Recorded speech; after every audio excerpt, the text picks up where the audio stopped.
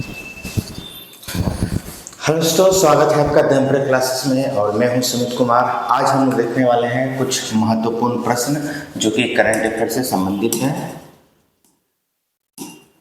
देखिए, इसमें पहला प्रश्न है कि लता दीनानाथ मंगेशकर अवार्ड, लता दीनानाथ मंगेशकर अवार्ड 2024 से किससे सम्मानित किया जाएगा? ऑप्शन है अक्षय कुमार, अमिताभ बच्चन, धर्मेंद्र देवल, अनिल कपूर। कौन है भाई? तो इसमें से आप लोग अगर न्यूज़ देखे होंगे तो आपको पता होना चाहिए कि अमिताभ बच्चन को सेलेक्ट किया गया इस चीज़ के लिए, ठीक है, अमिताभ बच्चन को।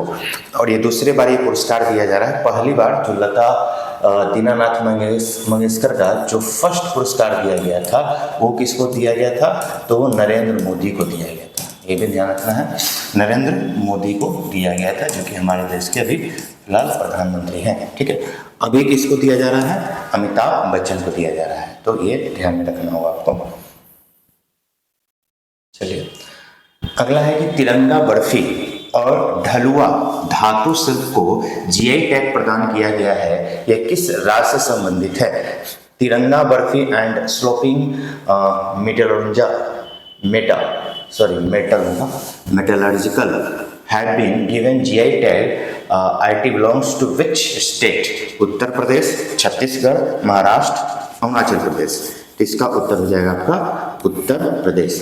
उत्तर प्रदेश का ये तिरंगा जो है तिरंगा बर्फी नाम से प्रचलित है। अच्छा, ये तिरंगा बर्फी जो है, इस मिठाई का इस्तेमाल भारत छोड़ो आंदोलन के समय भी किया गया था।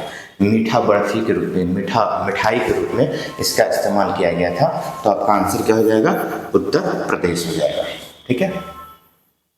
चलिए, अगला प्रश्न है कि भारत की पहली हाइब्रिड पिच का निर्माण कहाँ किया जाएगा? देखिए, हाइब्रिड पिच है, हाइब्रिड पिच का मतलब कहीं ना कहीं इसको आर्टिफिशियली बनाया जा रहा है। इसमें क्या होता है, प्लास्टिक के वो घास बनाए जाते हैं और मशीन से जमीन के अंदर उनको धंसाया जाता है और काफ़ी बेहतरीन होता है। पानी को एब्जॉर्ब करने की क्षमता ठीक ठाक होती है और उस पर जो मोशन है, जो गति है, वो भी बहुत बेहतर रहता है, ठीक है। तो इसके लिए जो है चुना गया है धर्मशाला हिमाचल प्रदेश, ठीक है। धर्मशाला हिमाचल प्रदेश में जो है ये व्यवस्था की गई है। भारत की पहली हाइब्रिड पिच, इसका निर्माण किया जा रहा है। तो अच्छा है, टेक्नोलॉजी के हिसाब से अगर देखा जाए तो बार बार पीछे जो है सही करने की जरूरत नहीं पड़ेगी। चलिए, अगला प्रश्न है कि ग्लोबल फॉरेस्ट वॉच के अनुसार भारत में कितना वृक्ष नष्ट हो गया है? देखिए, नष्ट भी आजकल हो रहा है, लेकिन उसके अकॉर्डिंग, उसके रेशियो में पौधे लगाना भी तो पड़ेगा, ठीक है। तो लगाने के लिए हम सब व्यक्ति को, भारत की पूरी जनता को ये कदम उठाना पड़ेगा। ये नहीं कि भाई सरकार ही ऐसा करेगी तो हम करेंगे। देखिए, पूरे जीवन में एक व्यक्ति को जो ऑक्सीजन लेता है, पूरे जीवन में 12 पेड़ के ऑक्सीजन की आवश्यकता होती है। तो अगर इतना उसको ऑक्सीजन चाहिए, इतना पेड़ उसके लिए चाहिए, तो कम से कम अपने जीवन में 10-12 पेड़ तो लगा ले। हम लोग जन्म दिवस मनाते हैं, क्यों नहीं हर जन्म दिवस पर एक पौधा लगाते हैं? तो एक बेहतरीन काम भी होगा। तो आलतू फालतू काम हम लोग करते हैं जन्म दिवस पर, लेकिन एक पौधा नहीं लगा सकते। लेकिन लगाइए, आपको सोचना होगा, ठीक है। तो ये जो संख्या है पेड़ों के कटने की, लगभग 2.33 मिलियन हेक्टेयर है। मतलब अब तक जो है लगभग इतने दिनों में 2.33 मिलियन पौधे क्या हो चुके हैं? कट चुके हैं, ठीक है। और ये रिसर्च किसका है?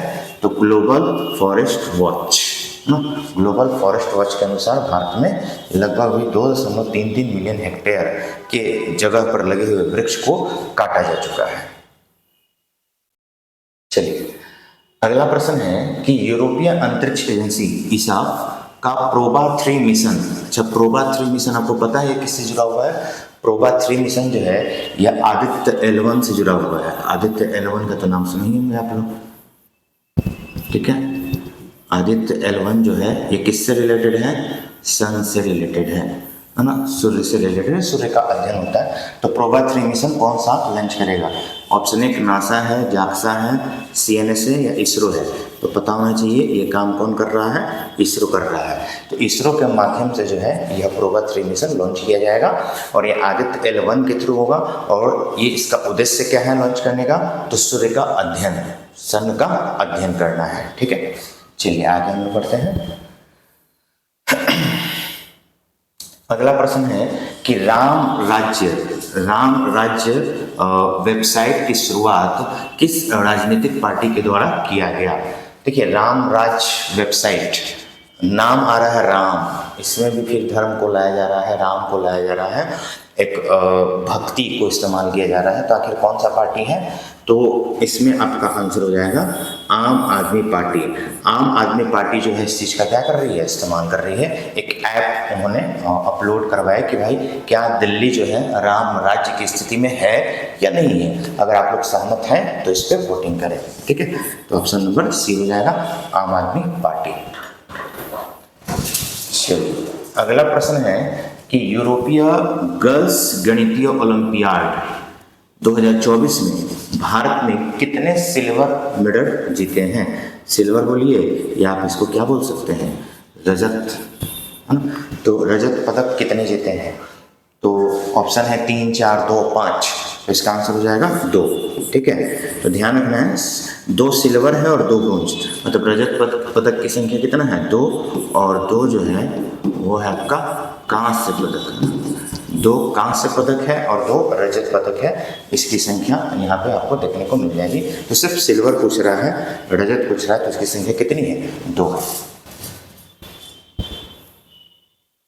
चलिए, अगला प्रश्न है कि लोंगटे महोत्सव किस राज्य में मनाया जाता है। तो देखिए, ये भी एक जनजाति से संबंधित है ये महोत्सव, और हमारा जो भारत का सबसे पूर्वी राज्य है, ठीक है।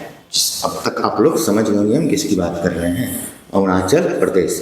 भारत के सबसे पूर्वी राज्य जहाँ पे सूर्योदय सबसे पहले होता है हमारे भारत देश में, पूरे विश्व में नहीं बोल रहे हैं। पूरे विश्व में देखिएगा तो फिर जापान हो जाएगा। जापान को उगते सूर्य का देश कहा जाता है, ठीक है। तो ये जो लोंगटे महोत्सव है ये कहाँ मनाया जा रहा है, ये अरुणाचल प्रदेश में मनाया जा रहा है, और ये किसी खास जनजाति के द्वारा ही मनाया जाता है।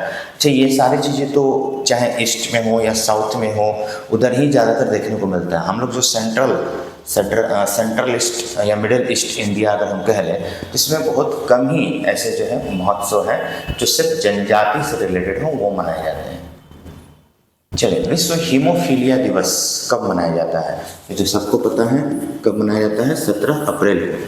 लेकिन ये हीमोफीलिया है क्या, तो हीमोफीलिया एक जेनेटिक डिजीज है, एक आनुवांशिक बीमारी है जिसमें रक्त का थक्का नहीं बनता है। कहीं भी अगर हाथ कट जाए, शरीर में कहीं कट हो जाए तो ब्लड निकलते ही रहेगा।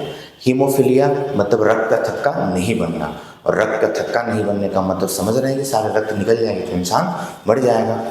रक्त का थक्का नहीं बनने का एक और कारण है विटामिन के की कमी है, ठीक है। या प्लेटलेट्स भी जो है हमारे ब्लड का जो एक हिस्सा है, सॉलिड स्टेट जो है प्लेटलेट्स, वो भी रक्त का थक्का बनाने में क्या होता है, सहायक होता है। चाहे फाइब्रिनोजेन है, थ्रोम्बोक्सिन है, ये सभी रसायन जो है या कैल्शियम हो गया, ये सब रक्त के थक्का बनाने में क्या होते हैं, सहायक होते हैं। तो सिर्फ दिवस की बात कर रहा है, हीमोफीलिया दिवस कब मनाया जाता है, 17 अप्रैल को। चलिए, अगला और लास्ट प्रश्न है कि भारत पे, है ना, भारत पे जैसे ऑनलाइन पे वगैरह करते हैं ना, तो भारत पे यहाँ ऐसे हो जाए, भारत पे के मुख्य कार्यकारी अधिकारी, भारत पे के मुख्य कार्यकारी अधिकारी यानी CEO कौन बनाए गए, चीफ एग्जीक्यूटिव ऑफिसर। तो पहला ऑप्शन है संजना गांधी, सच्चिदानंद मोहंती, नलिन नेगी या सुशील शर्मा। तो आप लोगों ने न्यूज़ देखा होगा, नलिन नेगी, है ना, नलिन नेगी जो है ये बनाया गया है किसके, भारत पे के। भारत पे, गूगल पे, फोन पे, ये सब एक तरह का क्या है, UPI system, unified payment system इसको बोलते हैं। इससे क्या होता है, अभी आपने पैसा ट्रांसफर किया और उधर अकाउंट में चला गया। UPI में ये भी है कि मिनिमम आप 1 रुपया कर सकते हैं, मैक्सिमम 1 लाख के आसपास में 1 ही लाख है। फिर एक दूसरा तरीका है कि इंसान NEFT करता है।